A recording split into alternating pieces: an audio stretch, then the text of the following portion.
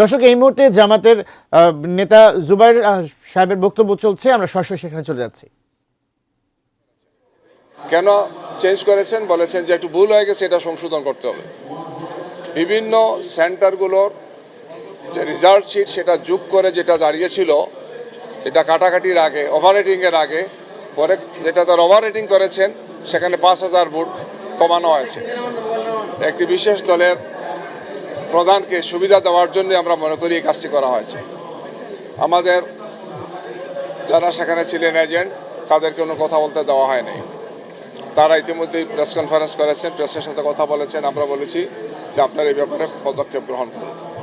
ঢাকার প্রায় সবগুলো আসনে আমাদের যারা আছেন, অর্থাৎ জামাত ইসলামী এবং আমাদের 11 দলীয় নির্বাচনী ঐক্যের সবার রেজাল্টটা দিতে এই ধরনের গড়িমসি করা হচ্ছে। আপনাদের পাশেই ঢাকা 15 আমাদের সম্মানিত আমিরে জামাত ডাক্তার শফিকুর রহমান এই আসনে তিনি নির্বাচন করেছেন। আপনারা জানেন 3 লক্ষর চেয়ে একটু বেশি ভোটার, 129টা সেন্টার, অনেক বড় বড় আসনের তড়িৎ গতিতে রেজাল্ট দেওয়া হয়েছে। এটা এখনো দেওয়া হয়নি। নিউ পন্ড সুপার লাইট জেল, এতে আছে সেরাহায়ামিনো, যা দেয় 10x হাইড্রেশন। স্কিনের তৃষ্ণা মেটাও, সফট স্কিন পাও, মিরাকলস হ্যাপেন।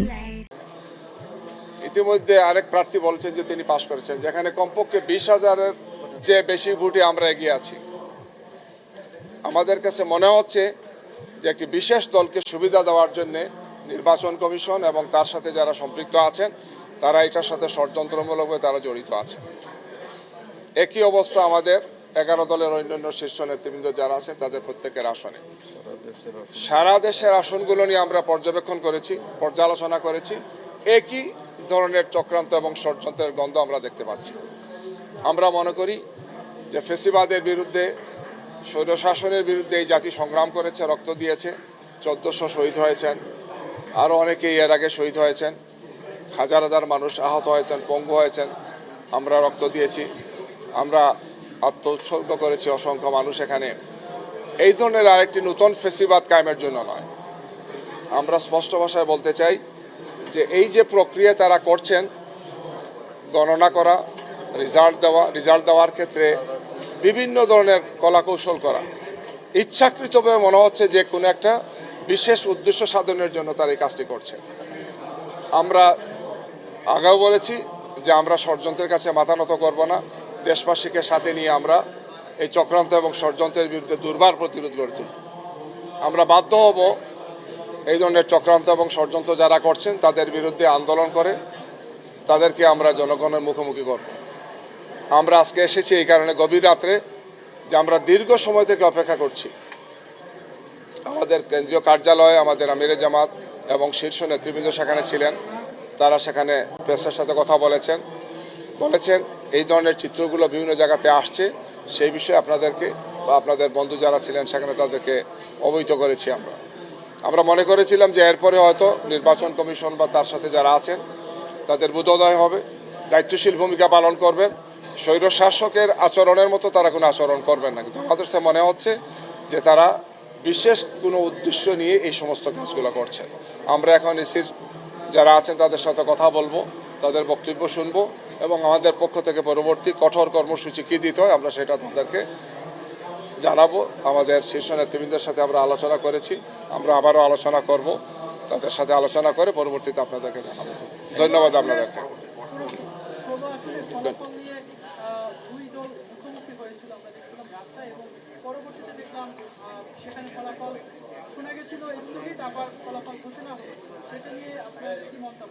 অনেকগুলো আসনে এই অবস্থা হচ্ছে, ঢাকার সবগুলো আসন নিয়ে এই ধরনের সমস্যা হচ্ছে এবং সেই সমস্ত আসন থেকে আসনের সাথে যারা দায়িত্বে আছেন, আসন পরিচালক বা সচিব বা প্রার্থী, তারা এই সমস্ত বিষয়ে আইনি পদক্ষেপ নেওয়ার জন্য তারা অলরেডি প্রস্তুতি নিয়েছেন, কেউ কেউ সে পদক্ষেপগুলো নিয়েছেন।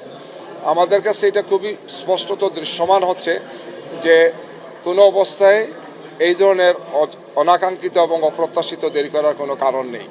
বিশেষ কোনো কারণে, বিশেষ কোনো উদ্দেশ্যে অথবা আমাদের প্রতিপক্ষ যারা তাদেরকে কিছু বিশেষ সুবিধা দেওয়ার জন্যে বা অন্যায়ভাবে তাদেরকে পাশ করানোর, বিজয়ী দেখানোর জন্যই এই ধরনের অনাকাঙ্ক্ষিত এবং অপ্রত্যাশিত দেরিটা করা হচ্ছে। আমরা এই বিষয়ে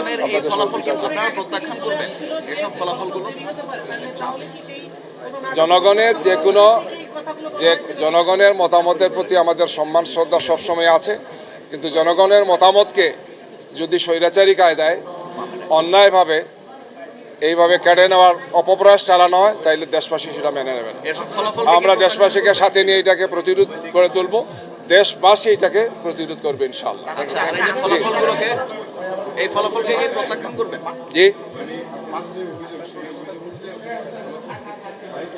আমরা কথা বলছি নির্বাচন কমিশনের সাথে, তাদের ব্যাখ্যা আমরা জানবো। আমরা তাদের সাথে ফোনেও কথা বলেছি, এখন ফিজিক্যালি আসছি, আমরা তাদের বক্তব্য শুনবো এবং এটার ব্যাপারে আমরা কোনো ধরনের কোনো ছাড় দেবো না।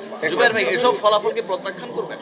আমরা যদি জনগণের এই মতামতকে বা জনগণের দেওয়া এই ভোটাধিকারকে চক্রান্ত এবং ষড়যন্ত্রের মাধ্যমে ম্যানিপুলেশন করার চেষ্টা করা হয়, তাহলে অবশ্যই আমরা আমাদের কর্মসূচি এবং সেটাকে বাস্তবায়নের জন্য যে ধরনের কর্মসূচি দেওয়া সেটা আমরা দেবো। জি,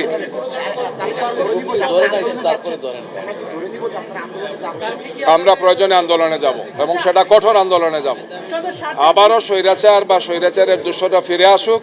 নির্বাচন নিয়ে এই জাতির যে ভয়ঙ্কর ট্রমা 2014, 2018 এবং 2024-এ যেটা আমরা দেখেছি, এবং যারা এই ধরনের নির্বাচন করেছিলেন তারা এখন কোথায় আছেন আপনারা জানেন।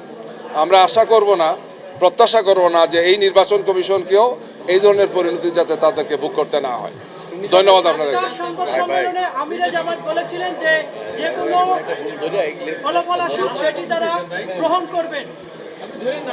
আমরা জনগণের যে কোনো সম্মানজনক মতামতকে আমরা সম্মান করি, শ্রদ্ধা করি, কিন্তু জনগণের মতামতকে নিয়ে যদি কেউ এই ধরনের চক্রান্ত ষড়যন্ত্র করেন সেটা আমরা মেনে নেব। সেটা আমরা তখনও বলেছি, এখনও বলছি, সামনেও বলবো।